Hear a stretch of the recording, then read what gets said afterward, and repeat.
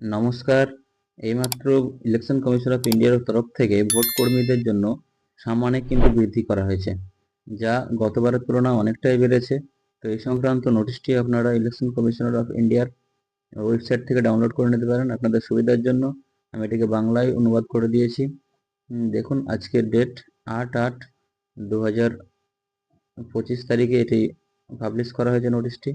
এবং এখানে যে 2014 থেকে 16-র মধ্যে পারিশ্রমিক বা সামানিক এ ধরনের বড় সংশোধন করা হয়েছিল।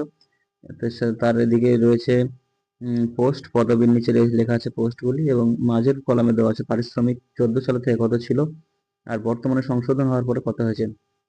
তো দেখুন, প্রথমেই যেটা দেওয়া আছে সেটা হচ্ছে পোলিং অফিসার, প্রিজাইডিং অফিসার এবং কাউন্টিং সুপারভাইজার, যারা প্রতিদিন 350 টাকা বা তার কিছু অংশ পেত, এখন সেটা হয়ে যাবে 500 টাকা বা এককালীন 2000 টাকা।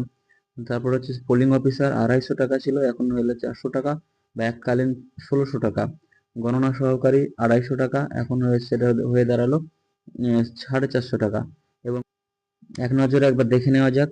প্রথম হচ্ছে প্রিজাইডিং অফিসার, আগে 350 ছিল, এখন 500। Polling officer 500 per day. Polling officer আগে 250 থেকে এখন 400 এবং এককালীন হিসেবে 1600। কাউন্টিং অ্যাসিস্ট্যান্ট 250 থেকে 450।